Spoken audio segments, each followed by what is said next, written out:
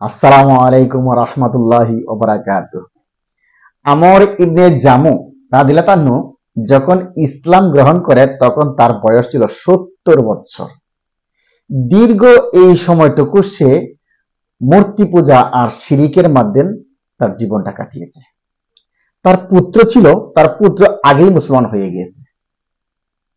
তো পুত্র মুসলমান হওয়ার পরে বাবাকে মুসলমান হওয়ার জন্য দাওয়াত দিচ্ছে, বাবা আপনি মুসলমান হয়ে যান, ইসলাম ধর্ম গ্রহণ করেন, ইসলাম ধর্ম শান্তির ধর্ম।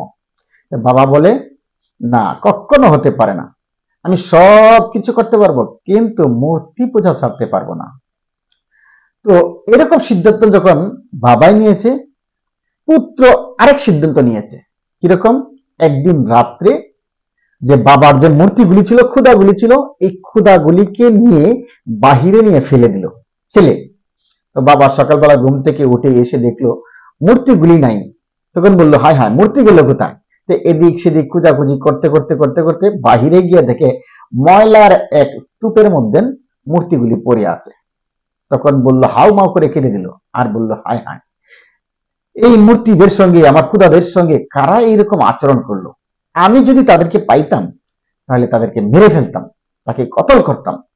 এই বলে মূর্তিগুলিদেরকে উঠিয়ে ধুয়ে মুছে পরিষ্কার করে ঘরে রেখে পূজা করতে শুরু করলো।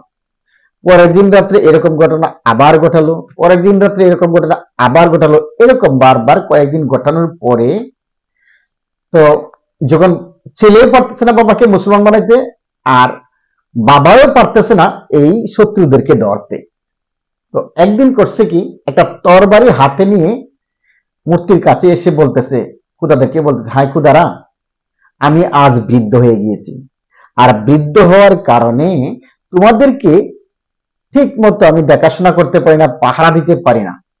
অর্থাৎ আজকে আমি একটা তরবারি তোমাদের কাছে রেখে গেলাম, তোমরা তোমাদের জীবনকে রক্ষা করো, যে আসবে তোমাদের সঙ্গে খারাপ ব্যবহার করতে তাদের গর্দানকে তুমি উড়িয়ে দিন। এই বলে তরবারিটা মূর্তির পাশে রেখে বাবা গিয়ে ঘুমিয়ে পড়লো।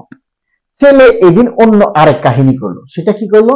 একটা মৃত কুকুরকে কোথাও থেকে এনে এই মূর্তির পায়ের সঙ্গে, কুকুরের পায়ের সঙ্গে বেঁধে এই দুইটা নিয়ে একসাথে নিয়ে বাহিরে ময়লার স্তূপে ফেলে দিল।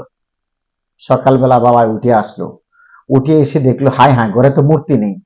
তখন তো চিল্লাচিল্লি শুরু করছে, হায় হায়, এই কাম কে করলো? বিধর্মীদের কাজ কে করলো? আমার ক্ষুদাদেরকে নিয়ে ফেলে দিল। তো খুঁজতে খুঁজতে খুঁজতে খুঁজতে বাহিরে গিয়ে দেখে মূর্তি এই ময়লার স্তূপের মধ্যে আগের মতন পড়ে আছে, কিন্তু আজকে ভিন্ন আরেক নমুনায় পড়ে আছে। সেটা কি?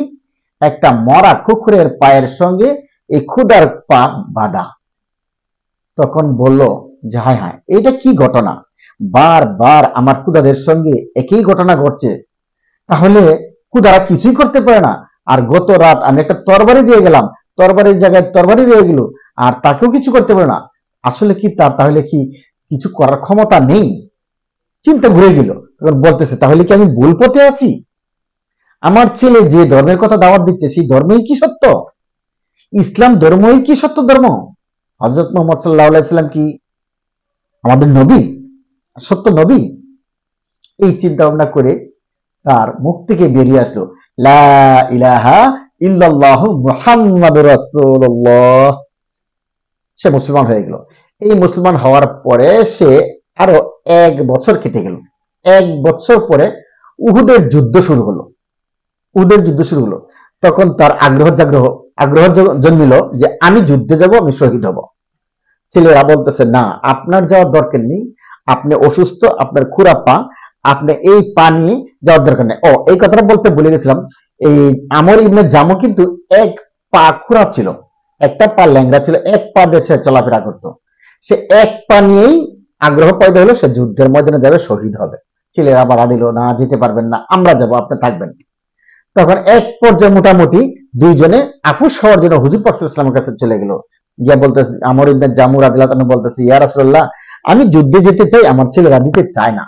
তখন হুজুর পাক সাল্লাল্লাহু আলাইহি ওয়াসাল্লাম বলল, ঠিকই তো বলছে, আপনি তো খুরাপা, আপনি খুরাপা নিয়ে না গেলেও চলবে, আপনার উপর যুদ্ধ ফরজ হয় নাই, আপনি যাওয়ার দরকার নেই। বারবার পিড়াপিড়ি করার পরে হুজুর পাক সাল্লাল্লাহু আলাইহি ওয়াসাল্লাম বললেন, ঠিক আছে যাও, আমি তোমাকে অনুমতি দিয়ে দিলাম। তো আমর ইবনে জামু রাদিয়াল্লাহু আনহু যুদ্ধে চলে গেছেন, যুদ্ধ করে শহীদ হয়ে গেছেন। যখন হুজুর পাক সাল্লাল্লাহু আলাইহি ওয়াসাল্লাম আমর ইবনে জামুর লাশ দেখতে পেলেন, তখন দেখতেছে, জানি তো দেখতেছি আমর ইবনে জামু রাদিয়াল্লাহু আনহু সুস্থ পা নিয়ে জান্নাতের ভিতরে সে ঘোরাফেরা করতেছে। তো চিন্তা করে দেখেন, সে 1 বছরের মুসলমান, 70 বছরের কাফের, আর 1 বছরের মুসলমান, তার ইমান কোথা থেকে কোথায় নিয়ে পৌঁছে দিল যে সে যুদ্ধে যেতে তৈরি হলো এবং জীবন দিতে তৈরি হলো। অথচ আমি আপনি মুসলমানের ঘরের মুসলমান, জন্মগত মুসলমান, অথচ এমন মুসলমান, এমন ইমানদার, আমি একটু গাম দিতেও রাজি হই না। আল্লাহ তাআলা আমাদেরকে প্রকৃত ইমানদার বানিয়ে কবরে যাওয়ার তৌফিক দান করুক। আসসালামু আলাইকুম ওয়া রাহমাতুল্লাহি ওয়া বারাকাতুহু।